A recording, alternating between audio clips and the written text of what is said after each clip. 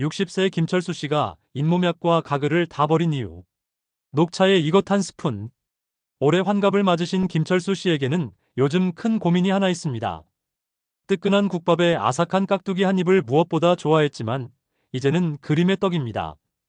깍두기를 한번 베어 물 때마다 잇몸에서 피가 배어 나오고 시큰한 통증이 머리까지 울리기 때문이죠. 여름날 시원한 냉수 한 잔 들이켜는 것조차 사치가 되었습니다. 이가 찌르르 울리는 통증에 자신도 모르게 인상을 찌푸리게 됩니다. 매일 아침 양치질 후 세면대를 붉게 물들이는 피를 보며 나이 드는 게 다 이런 건가 애써 외면도 해봤습니다. 이러다 정말 멀쩡한 이가 다 빠져버리는 건 아닐까. 임플란트 비용은 또 얼마나 하려나. 밤잠을 설치는 날도 늘어갔습니다. 김철수 씨의 이야기, 혹시 나의 일 같으신가요? 김철수 씨처럼 많은 분들이 이러한 몸의 신호들을 그저 노화 현상이라 여기고 방치하곤 합니다. 하지만 이건 우리 몸이 보내는 아주 중요한 경고 신호입니다. 바로 우리 치아의 뿌리를 든든하게 잡아주는 땅, 잇몸이 무너지고 있다는 위험 신호인 것이죠. 잇몸이 한번 무너지기 시작하면 걷잡을 수 없습니다. 처음에는 잇몸이 붓고 피가 나는 치은염으로 시작했다가 방치하면 잇몸뼈까지 녹아내리는 무서운 치주염으로 발전하게 되니까요. 그래서 오늘은 김철수 씨의 잃어버린 식사의 즐거움을 되찾아드리고 여러분의 치과 가는 횟수를 확 줄여드릴 아주 간단하면서도 강력한 비법을 알려드리려고 합니다. 비싼 돈 들릴 필요 없습니다. 우리 주변에서 쉽게 구할 수 있는 이것 두 가지만 있으면 충분합니다. 오늘의 주인공, 바로 녹차와 소금입니다.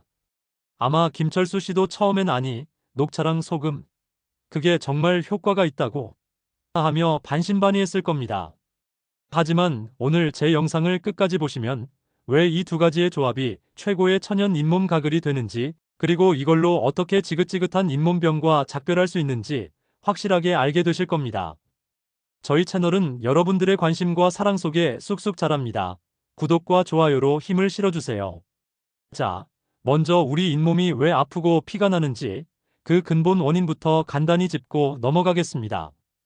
우리 입속에는 수억 마리의 세균이 살고 있습니다. 우리가 음식을 먹고 나면 치아 표면에 플라크라는 얇고 끈적한 세균막이 생깁니다.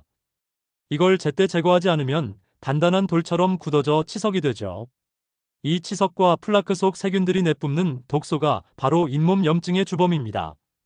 잇몸을 빨갛게 붓게 만들고 건드리기만 해도 피가 나게 하는 것이죠.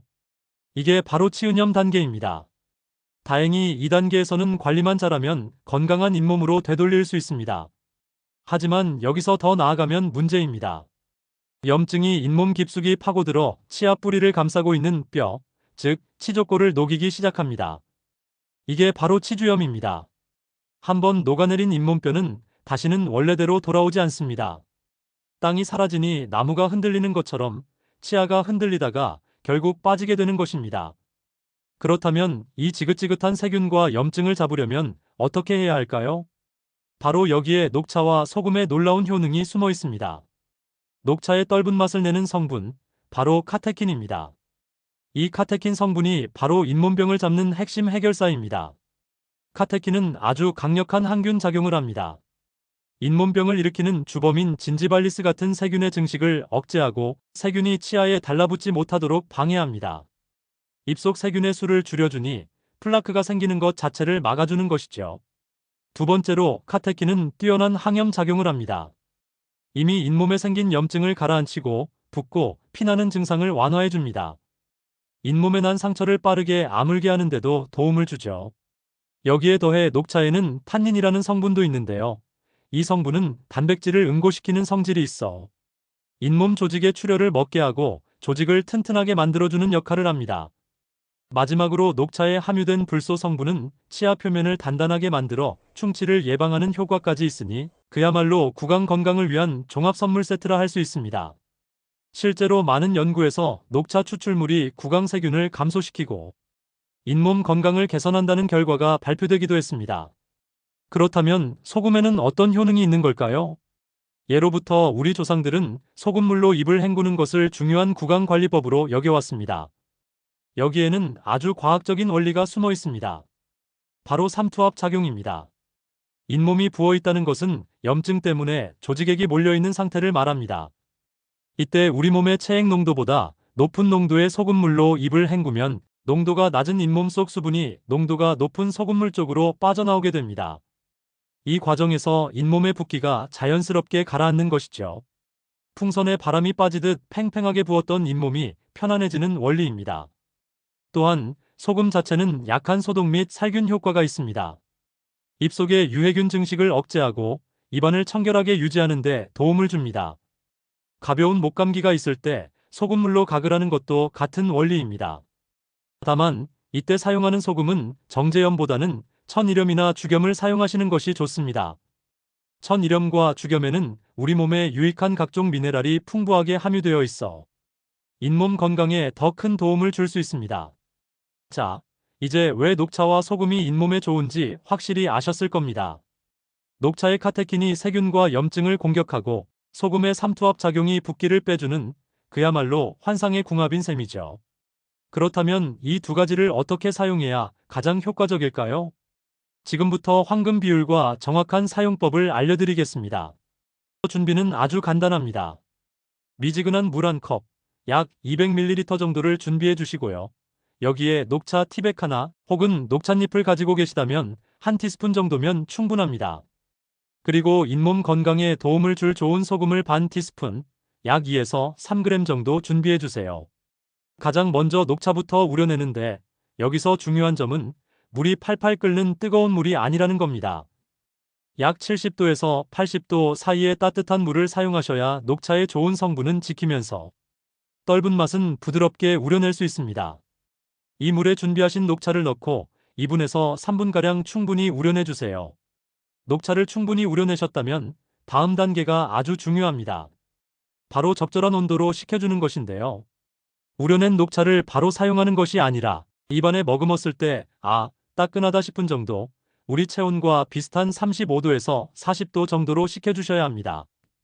너무 뜨거우면 예민한 잇몸에 오히려 자극을 줄 수 있고 또 너무 차가우면 효과가 떨어지니 이 온도를 꼭 기억해 주십시오. 이제 미지근하게 잘 식힌 녹찬물에 아까 준비해둔 소금 반 티스푼을 넣어줍니다. 그리고 소금이 완전히 녹을 때까지 잘 저어주시기만 하면 됩니다. 자, 이것으로 세상에서 가장 효과적인 천연 잇몸 가글이 완성되었습니다. 정말 간단하지요? 이제 완성된 가글로 어떻게 해야 그 효과를 100% 끌어올릴 수 있는지 올바른 방법을 알려드리겠습니다. 만들어진 녹차 소금물을 한 모금 입안에 편안하게 머금어 보세요. 그리고 약 30초에서 1분가량 입안 구석구석을 헹궈준다는 느낌으로 부드럽게 오물오물 움직여줍니다. 이때 혀를 이용해서 치아와 잇몸 사이사이를 부드럽게 마사지하듯 닦아주시면 훨씬 더 좋습니다. 특히 평소 피가 자주 나거나 시렸던 부위가 있다면 그 부분에 가글액이 조금 더 오래 머무를 수 있도록 신경 써서 헹궈주세요. 가글을 마친 후에는 뱉어내시면 되는데요. 여기서 가장 중요한 습관이 있습니다. 바로 물로 다시 헹궈내지 않는 것입니다. 녹차와 소금의 좋은 성분들이 우리 입안에 남아 오랫동안 보호막 역할을 해줄 수 있도록 그대로 두시는 것이 핵심입니다. 이 가글은 아침에 일어나서 공복에 한 번, 그리고 저녁에 양치질까지 모두 마친 후 잠자리에 들기 전에 한 번, 이렇게 하루 2번을 꾸준히 해주시는 것이 가장 효과적입니다. 물론 이렇게 좋은 천연 가글에도 우리가 꼭 기억해야 할 몇 가지 약속이 있습니다. 가장 먼저 이 가글은 마시는 것이 아니라는 점입니다. 입을 헹군 후에는 반드시 뱉어내 주셔야 합니다. 두 번째 약속은 소금의 농도를 너무 진하게 하지 않는 것입니다. 소금이 좋다고 해서 너무 많이 넣게 되면 오히려 잇몸을 자극하고 입안을 마르게 할 수 있습니다. 제가 알려드린 물 한 컵에 소금 반 티스푼, 이 비율을 꼭 지켜주세요. 세 번째로 이 방법이 치과 치료를 대신할 수는 없다는 점을 분명히 기억해 주셔야 합니다. 이미 잇몸뼈가 녹는 치주염이 심하게 진행되었거나 치석이 단단하게 붙어있는 경우에는 반드시 치과에 방문하셔서 스케일링과 같은 전문적인 치료를 받으셔야만 합니다. 이 녹차 소금물 가글은 치과 치료와 함께 할 때, 그리고 건강한 잇몸을 앞으로 쭉 유지하고 예방하는 차원에서 최고의 효과를 내는 건강한 습관이자 보조요법이라는 점을 꼭 알아주셨으면 합니다.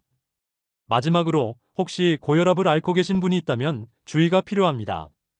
비록 삼키는 것은 아니지만 아주 적은 양이라도 몸에 흡수될 가능성을 완전히 배제할 수는 없기 때문에 먼저 전문의와 상담을 해보신 후에 사용하시는 편이 안전하겠습니다.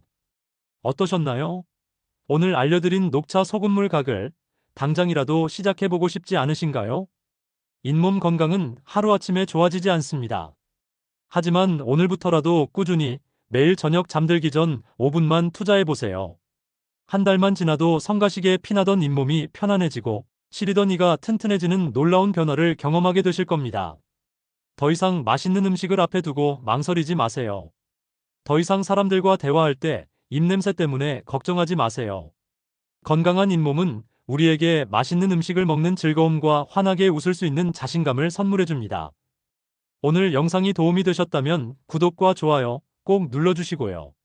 주변에 잇몸 문제로 고생하는 분들이 계시다면 이 영상을 널리 공유해서 건강한 정보를 나눠주시길 바랍니다. 저는 다음 시간에도 여러분의 100세 인생을 빛나게 해줄 유익한 건강 정보로 다시 찾아뵙겠습니다. 끝까지 시청해주셔서 진심으로 감사합니다.